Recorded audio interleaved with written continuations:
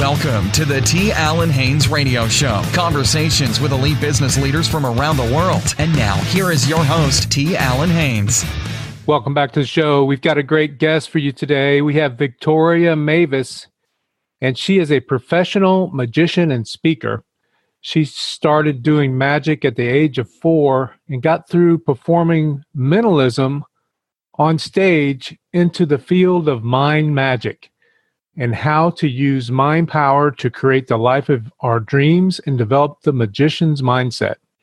She's now a podcast host of Pure Mind Magic and wrote the book, How Podcasting Can Change Your Life. Welcome to the show, Victoria. Thanks, T. Allen. Thanks for the invitation. Oh, you're welcome. We're super excited to have you on the show today. So let's just get right into it. Tell us about the type of business you have and the types of clients that you're helping. Sure. So I'm a professional magician and I'm really into show business. So meaning not only performing on stage, really also dealing with the business side and leading this company with magic shows, but even more than that, I'm into consulting companies and individuals on how to develop the magician's mindset, because as you can imagine, T. Allen, it's all about living the impossible on an everyday basis. So it's all about to think in different directions, to make things that seem impossible possible, to find new ways, do reverse engineering like we as magicians would do when we have the idea in mind to make a car appear in split seconds on stage. That is very cool. So, yeah, absolutely. So, how did you get started in this business? Well, it's a long time ago. It's really a passion. So I was just 4 years old when I had my first contact with magic and got my first magic set with 7. And that was also the time where I did my first magic show. And since that, it went on. So I became a member of the Magic Circle. That is an association of professional and amateur magicians. So we have this community worldwide, and every country has this kind of magic community there. And yeah, I really went through all different areas of magic, because there is mentalism, there is big illusions, there's also close-up magic and card magic and sleight of hands. And I really picked up a lot of knowledge along the way, because magic has to do a lot with psychology, with focus, because we magicians are master of distraction. So we distract the attention of the audience. And when I work with clients, I tell them and teach them the opposite way to get rid of the distractions, because we as magicians do it on purpose. And so I found a way that I could use my knowledge that I have also in how our mind works, how our brain works, and how we kind of create our own reality through perception and everything we see and we think into reality. Because as you can imagine, T. Allen, it's all about this secrets in this business. So as a magician doing the art of astonishment, you are not allowed to share the magic secrets, because this is what brings the illusions on stage to life.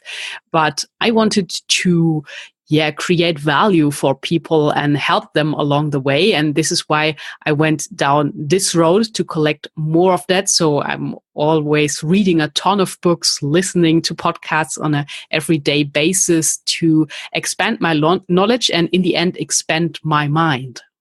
Excellent. So when you were younger, did you dream of being a magician, or how did that come about?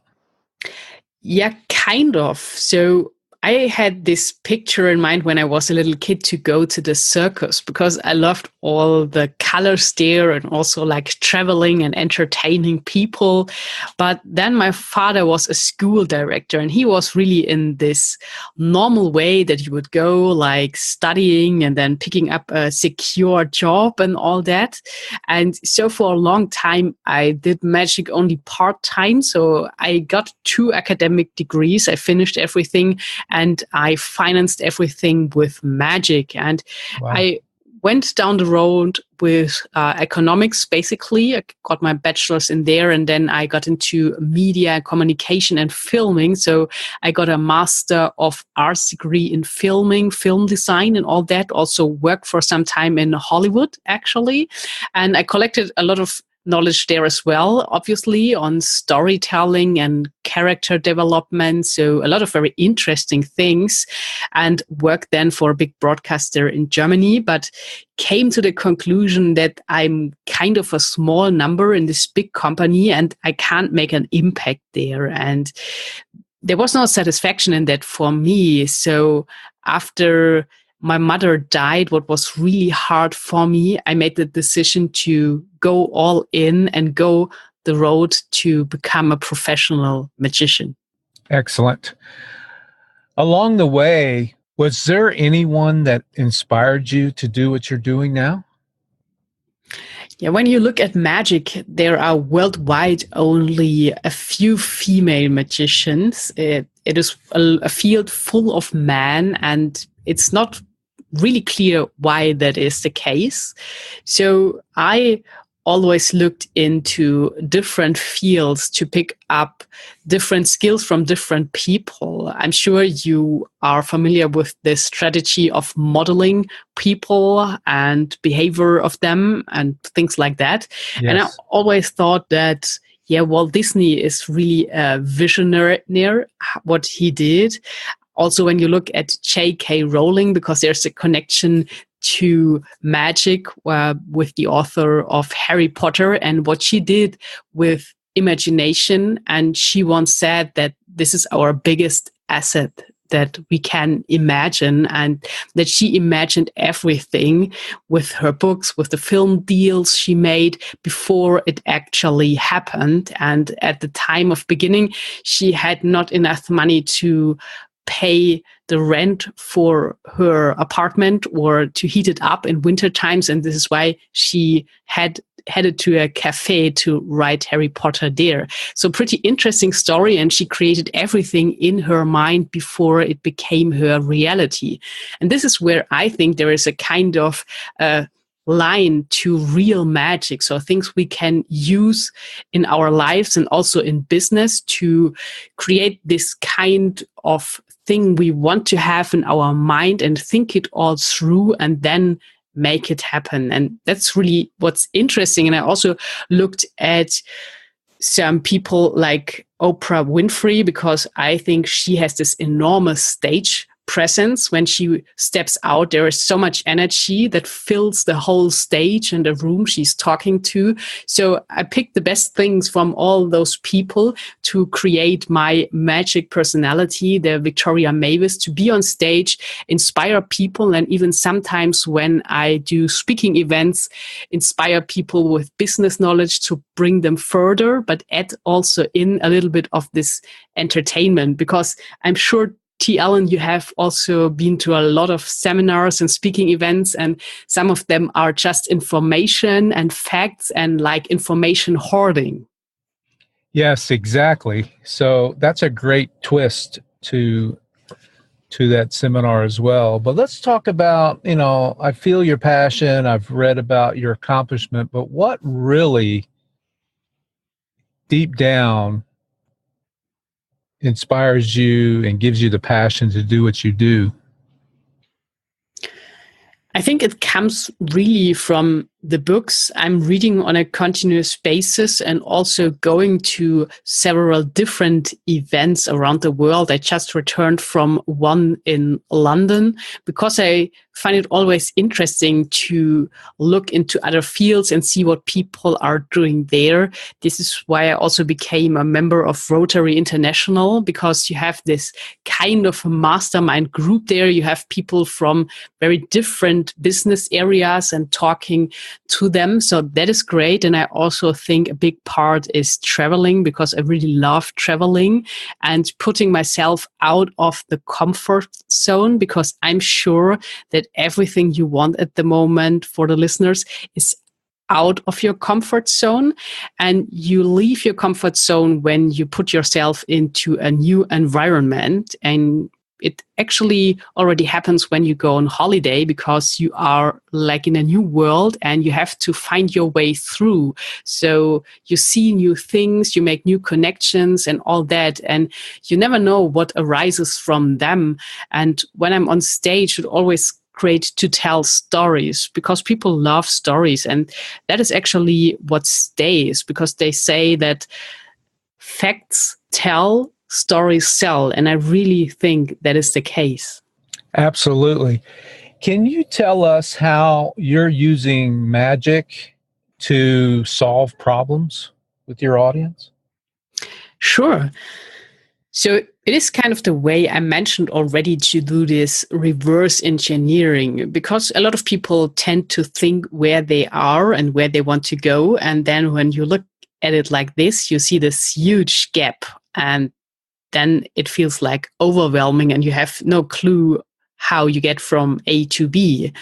And when you do this strategy of reverse engineering, you think of the results you would like to have, and you really design the result in your mind.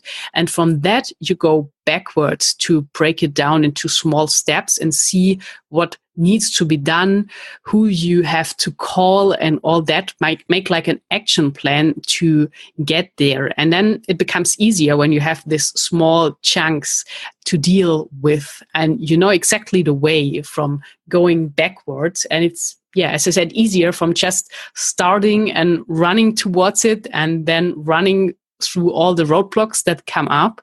And when you go backwards, you're also more motivated, because you have to sit down and think what you really want. And I think this is still a big problem of a lot of people, that they don't know exactly what they want.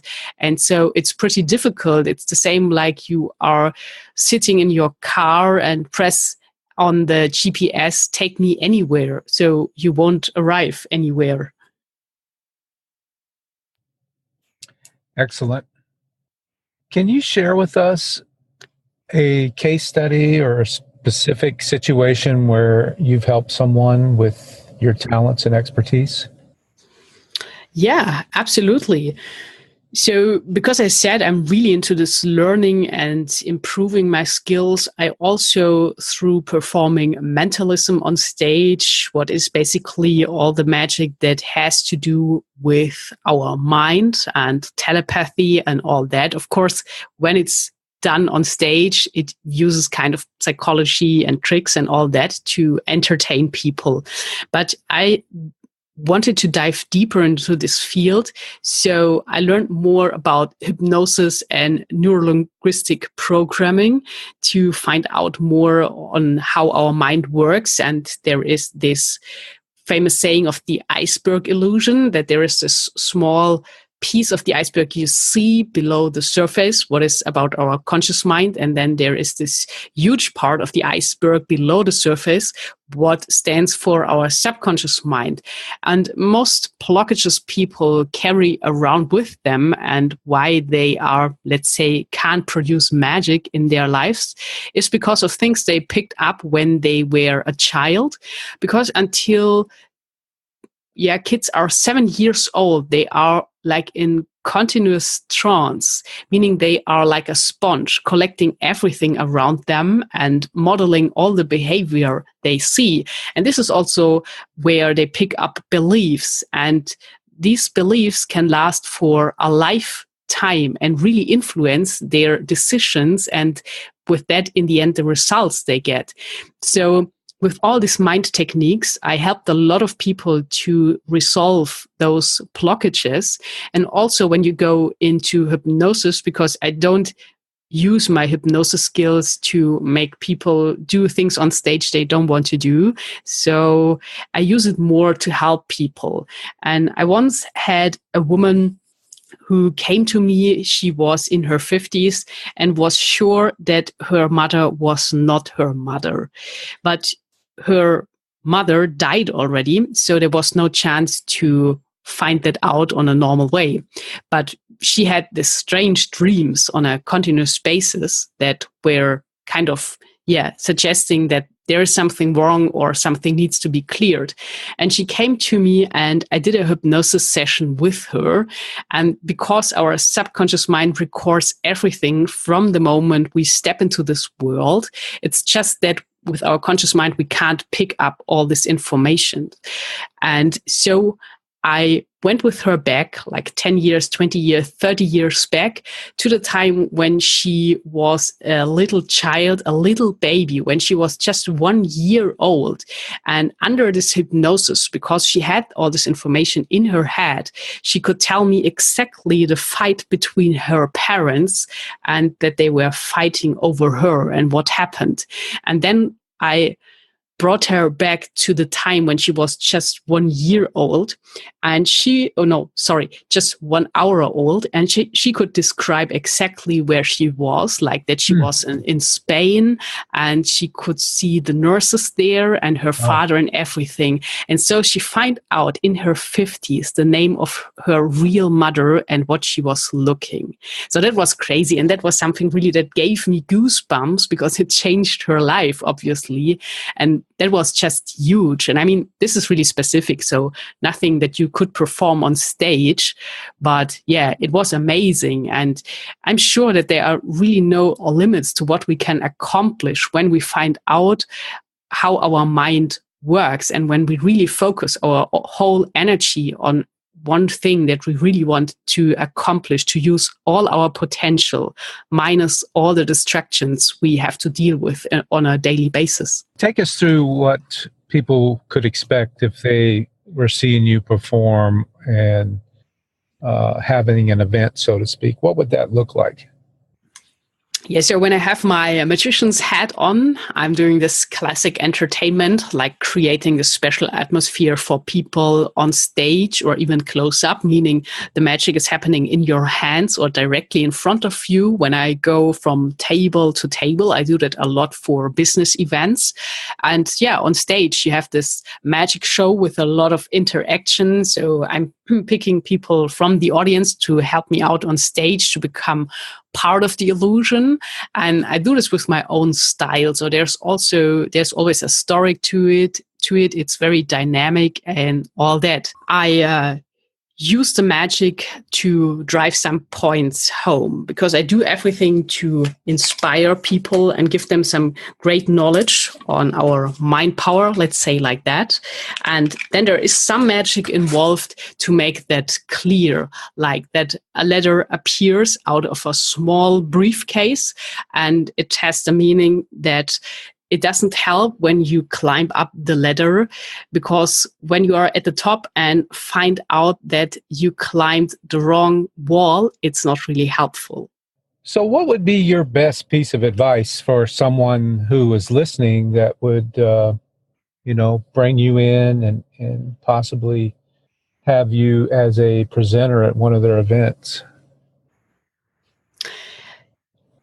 Yeah, so I'm about to really inspire people and to expand their minds, show them what is possible using different case studies and also showing them how our thoughts become a reality. Because I'm sure you heard of the book from Napoleon Hill, the Think and Grow Rich. And on the first page, he claims that thoughts are things, very powerful things. And a lot of people don't realize how powerful our thoughts are. So you can measure that on a scientific background and see that our thoughts are really electric. And everything you think tends to become a reality sooner or later, because it is some energy you're putting out. And we also know from physics that energy is never wasted and energy can't get lost. So it transforms, but it stays there in some way. And I love to make this clear. And sometimes when I have a good audience, I also go down the path of quantum physics, because then we really come close to real magic, like talking about how we can collapse time and space. But this is then really down the rabbit hole. Excellent. Thanks for sharing that with us. So I understand you're coming out with a new book. Can you tell us a little bit about that? Yeah, so I discovered a new big passion aside from magic and the magic business. So I fell in love kind of with podcasting, and I guess, T. Allen, you can understand that because you have this great, inspiring show with so much good business advice. And I wanted to share more of my knowledge with the people, and I think podcasting is a great way because you can reach millions of people around the world 24/7 because you create this podcast and it's out there. So I thought of it like a magic world. So you're opening this magic door with creating a podcast and reaching people, and this people who are listening to your show reaching back. And there are so many opportunities. It's really like in magic, the sky is the limit. And I've been to podcast movement this year, and it was said there that there are no rules to podcasting yet because it's so new and it's such a creative field that really anything is possible. When you can imagine it, you can make it happen. And so I felt this call that I should have this I should read this or write this inspirational book for people to get them interested in starting their own show. And it's called How Podcasting Can Change Your Life. Unleash Endless Possibilities. And I wrote it under my real name, so it is under JSR on Amazon, because it's more on podcasting and not on magic. There is just a story in it that compares both of them. But I think it can really help also for business owners to show them the big advantages that you can create from having your own podcast. Excellent. So if the listeners are interested in finding out more about you and how you can help them, what's the best way for them to do that? Well, I'm pretty active on LinkedIn. You can find me there under Victoria Mavis. Also, my official website is victoria-mavis.com. And you can find out more about the book at goldmine-podcasting.com. And I'm happy always to receive emails, and I make the promise to reply on every email. Sometimes it takes a little bit of time, but the good thing is I'm a magician, so I can make it happen. Yeah, that's excellent. Thank you. So awesome. Well, I appreciate you being on the show. Lots of great nuggets, and thank you very much. Thank you so much, T. Allen. It was a great pleasure, and I had a good time on your show. Thank you so much. Oh, you're welcome. So there you have it for this edition of the show. We'll see you the next time. Thanks for listening to the T. Allen Haynes Radio Show with T. Allen Haynes. Conversations with elite business leaders from around the world. We will see you next time on the T. Allen Haynes Radio Show.